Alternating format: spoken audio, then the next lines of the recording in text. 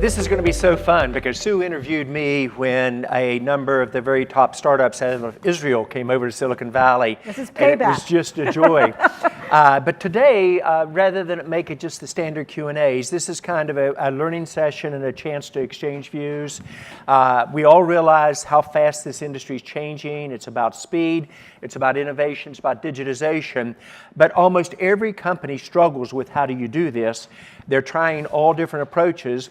And each of the venture capitalists and startups in this room are struggling the reverse way. How do you interface to the companies? Now they really want to change, but do you go to the chief innovation officer, the chief digitization officer? Can they make things happen? Do you go to the business lead, et cetera? So this will be an exchange of views today that should really be fun. I love GE.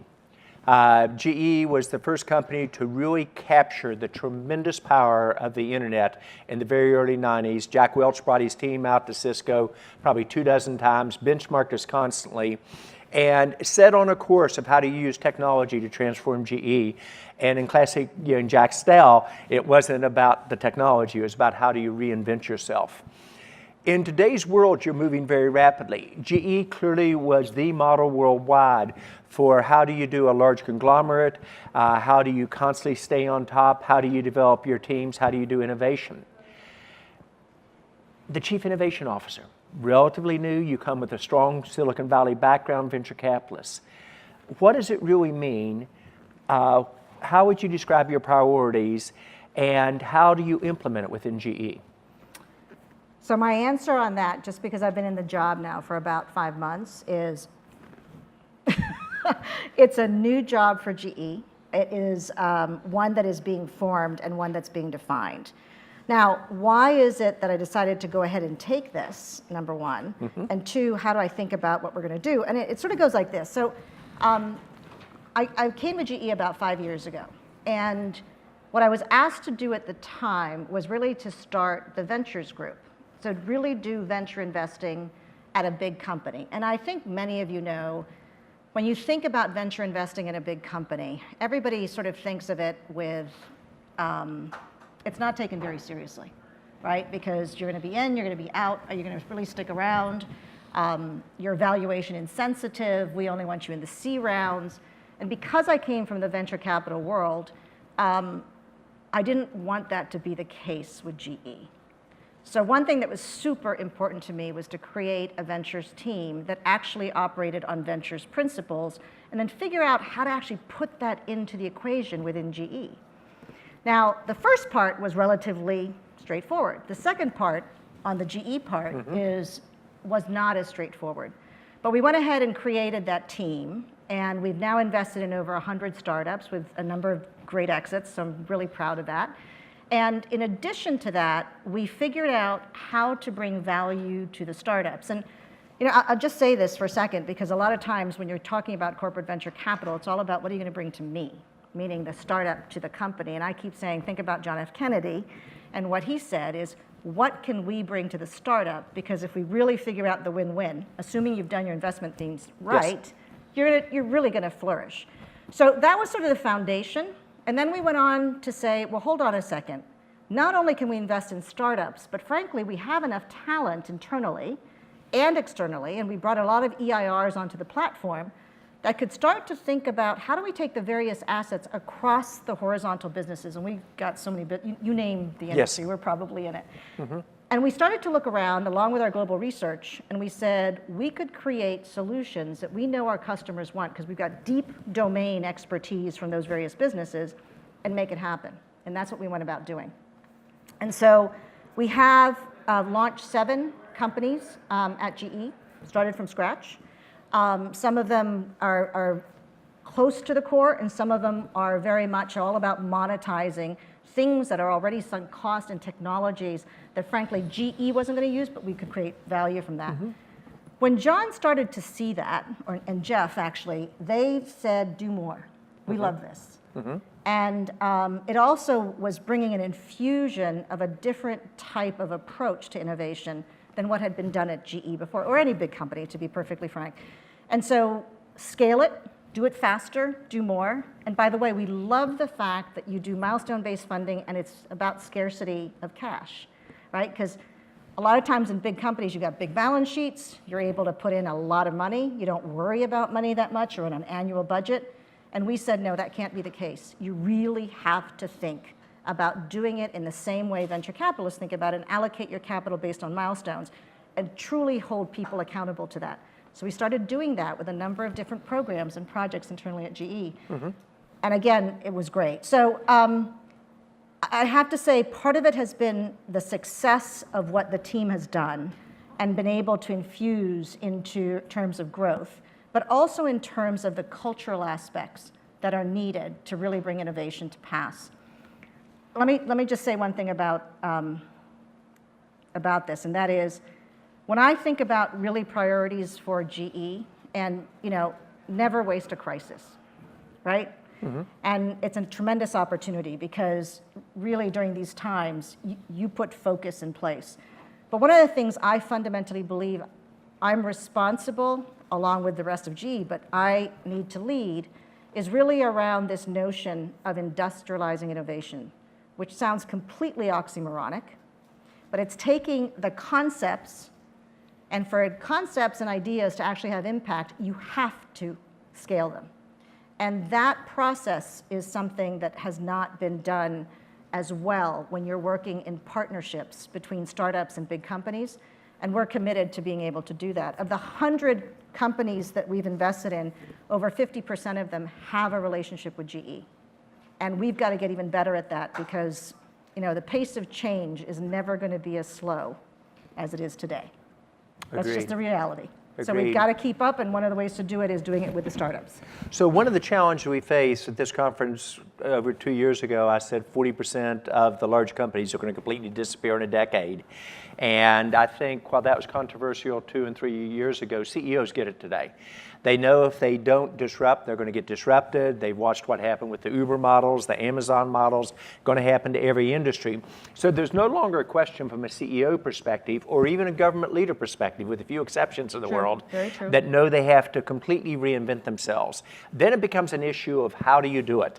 And if you do it with your traditional DNA, the struggle often occurs. And before, and some of the startups that I was in the earlier session with were fun to watch, they said, don't call an innovation officer. I think it depends entirely upon the company's commitment and where they're going with this. So Barry Gold, that you're familiar with, they have a chief innovation officer and a chief digitization officer and a chairman, executive chairman who believes in it.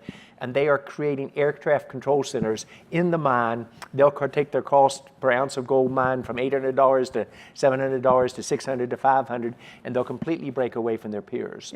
So a lot of it depends upon, is the company really committed to transitioning?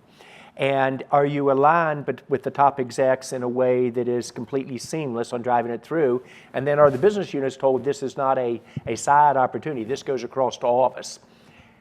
The most difficult company to change in the world is the one that's been so successful. And many of us would argue that GE was for 100 plus years. How do you change this at GE, and how do you manage through a CEO transition at the same time?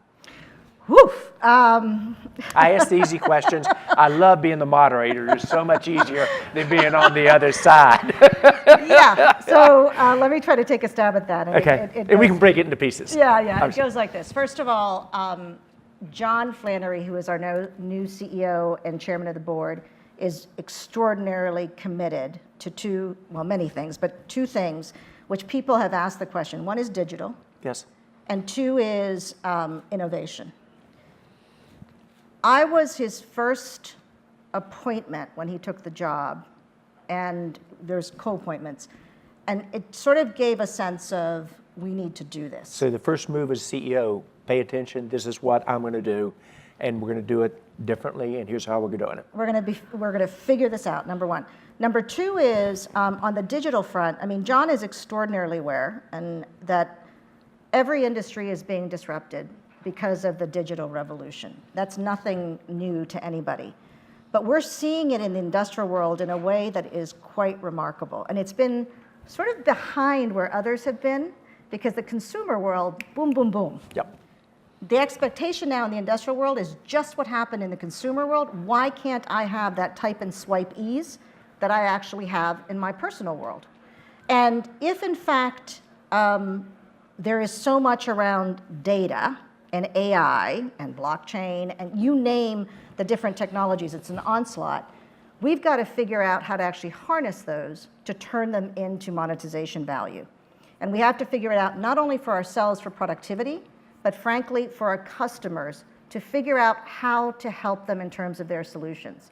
And that's what we've been focused on. Jeff Immelt, our previous chairman and CEO, declared, 6-7 years back, we're going to do this. Yes. And he declared we were going to become the digital industrial. And frankly, within GE, I'll tell you right now, no one knew what the hell it was, because those two words really didn't go together.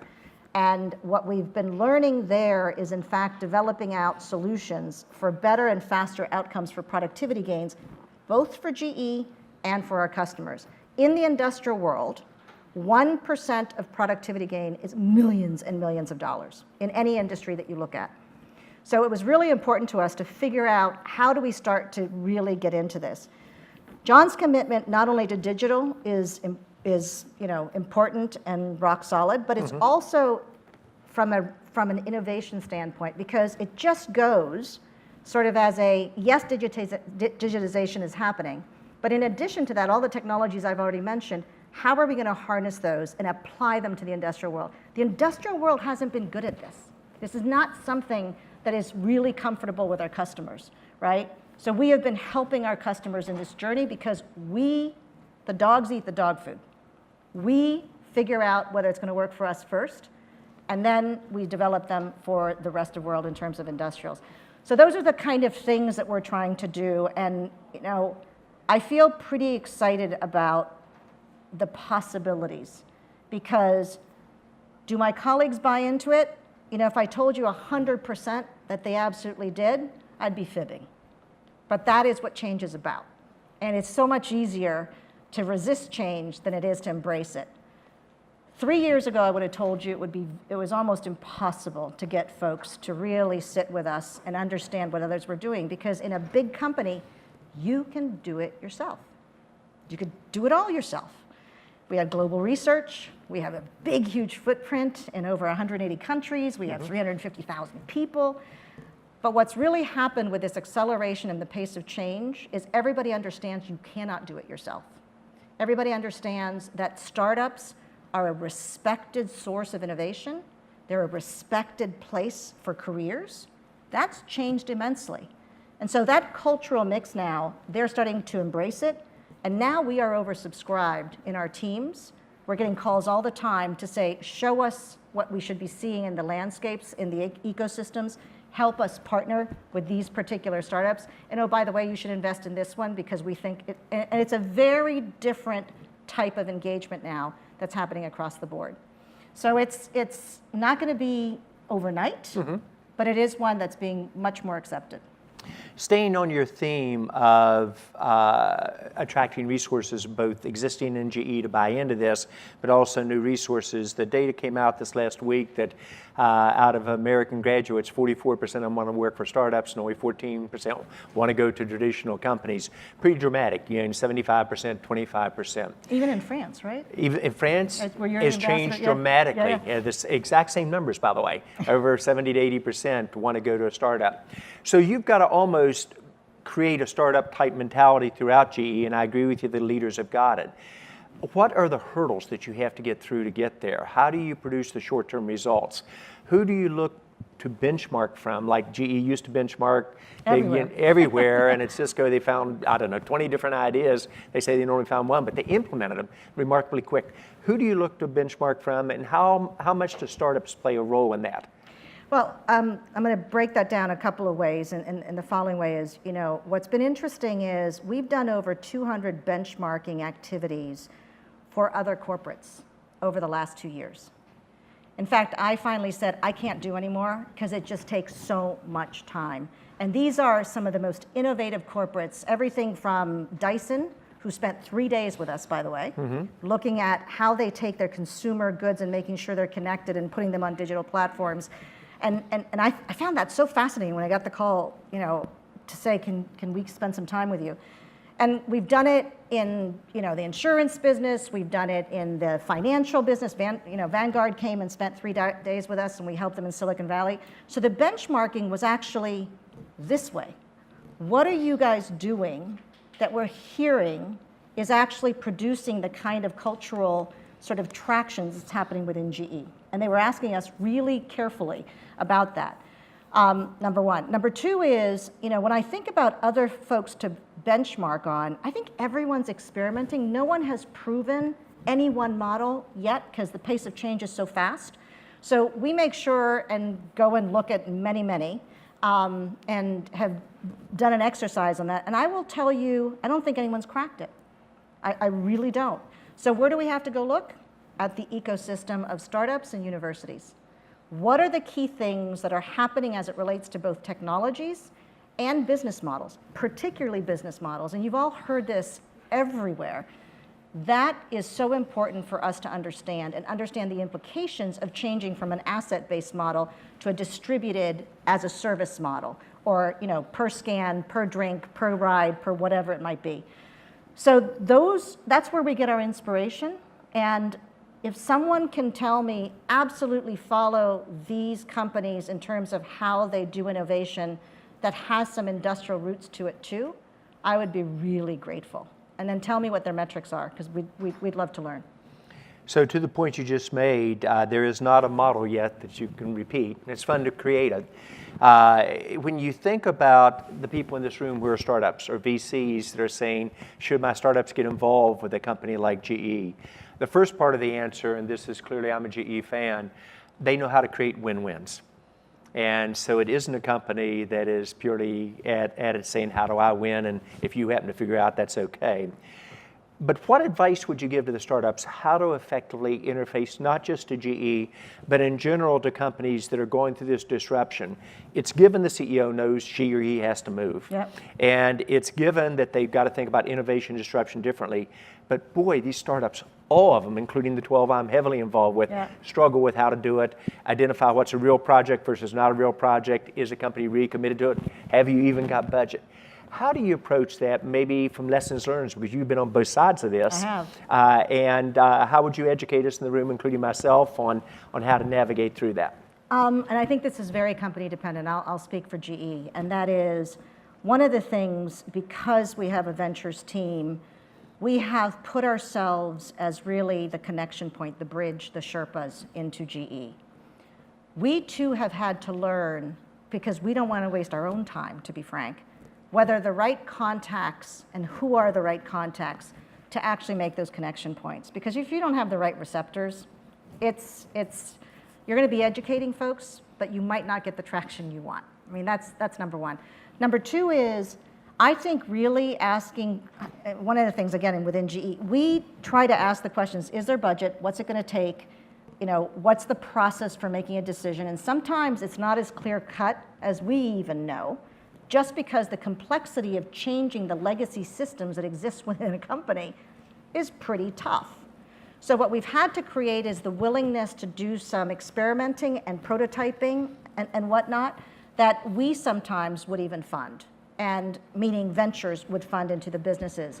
And those have been select and few, but those help. The other thing I would say to the startups, and you guys know this, is, and this is so, it's just a truth in any company, is I know you have to focus. Don't just focus on one company. You really have to sort of hedge your bets, because the reality is these things take time, and you really want to make sure that you're going to get some type of outcome on it. A lot of times what we've tried to help the startups understand is, if you want to do a pilot, we get that you can't give it for free, then figure out what's a win-win in terms of being able to engage in that kind of pilot, so that there is some shared risk-taking in the model. One of the things that you just hit on is it takes a lot of people, in fact, many companies don't ever get it. When you sell to somebody or ask somebody to make commitments to you, you've got to spend the time saying, how does my partner win? At Cisco, I required that to be done by Cisco saying, how did my partner win, before we said, how do we win? And as basic as it sounds, that's the cornerstone to it. Totally. If a startup comes to you, and as long as it's done in a professional way, you have no problem with asking them, Where does this fit in priorities? Them asking you, do you have budget for it? How long do you think the evaluation procedure would be, et cetera? And I know we as startups are often hesitant about asking those tough questions, but that to me is the basics. That's what you'd expect us to do. You have to. It sets the tone for the partnership. And then you have your roadmap on how to go through it. Yes, and we try our best to put in place what are the key milestones that we ourselves feel satisfied, whether we can actually then make the investment, whether we feel confident enough that the dogs are eating the dog food, if you'd like, as it relates to either the products or some of the other solutions that might be brought to the table with the startups. You know, the other thing I would say with startups is, even if you have the solution, if the culture fit isn't quite right, that is really tough. Don't touch it on both sides. It's really tough. I mean, there's got to be an understanding. How long does it take you to feel if there's a culture fit? Oh, you get it pretty quickly. 5-10 minutes. Yeah, you get it pretty quickly. And that's what I think people underestimate. If your cultures are different, it doesn't mean one's right or wrong, but to partner with a company you have a different culture on, especially big to small, which is hard enough to do, you don't do it. What's the number one mistake that if other chief innovation officers were listening to this and CEO of business innovation were listening, what's the one thing you'd recommend they do and the one thing, say, here's a mistake you'll make? You know, I think that from what I'm learning, and again, I'm fairly early into this, so a year from now I'm going to be able to give you better data, but there is no department of innovation. There just isn't. Innovation is a discipline. And there is central research, which is going to continue to invent and drive innovation. But innovation exists in every part of your business, be it legal, be it HR, be it global ops, be it sales, and it's remarkable, right? So for me, as I look at this, it is really knowing that you've got to go do your learning tour, number one, and two, not assuming that innovation is technology or invention. Making sure that you understand that innovation is all around many different ways, including business models, which you've seen what Uber's done. I mean, for goodness sakes, right? Yes, they had a great technology and a great app in terms of what they were able to do, but it's the business model that really changed and disrupted so many different industries. So I would say the same thing to chief innovation officers is do not, in any way, shape, or form, minimize one, that there's no department of innovation, and two, that it's a discipline, and three, that business models are absolutely key and you've got to go after them. You absolutely have to go after them and learn the implications. That's the other thing about startups. So I'm going back to your previous question. Yes. So, I know exactly how you're going. Yeah, so with startups, again, when you come in, particularly to an industrial company, and you think about this, we sold assets, right? That was an asset sale. We sold services. And we started to sell software around it. Now it's much more integrated in terms of how you think about this. Startup comes and says, we've got this solution for you in this kind of model.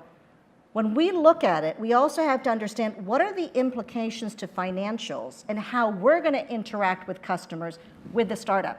Because it's got to be a win-win that our customers, GE's customers, are going to be recipients of those solutions, that they can actually absorb those too. And that's where I think a lot of the friction has been in the past. I think more and more, every industrial understands they even have to think about the change in their business model and how they interact with startups overall. So those are some of the things I would tell chief innovation officers. And the other part of it is getting some pretty solid metrics that matter into the business units and across the various functions is actually pretty important, because then it starts to make sense. And the CEO is able to say, she or he, here's where we're going, I see the results, and I like your inclusion. Yep. Advice for the startups. What's the number one issue that will make them successful in interfacing to a GE-like company, and what's the don't do this, this is just, even though it's kind of intuitive, a major mistake? Don't do just calling around, because that typically doesn't work and you'll waste your time. Try to find whoever is considered to be your connection points, meaning the bridge. And that could be a ventures team, it could be a BD team, it could be someone who's responsible for partnerships and alliances. More and more companies are developing that. Find those, because they're going to be able to help you in terms of your criteria set to have a bit more success in terms of the traction internally. What should you do? I'd say, it's, what do they say? Plan, plan, plan, and then cut. Cut once. And that's probably what I do and tell startups. Really understand whether the company that you're going after, it might sound very sexy to get a big customer like GE.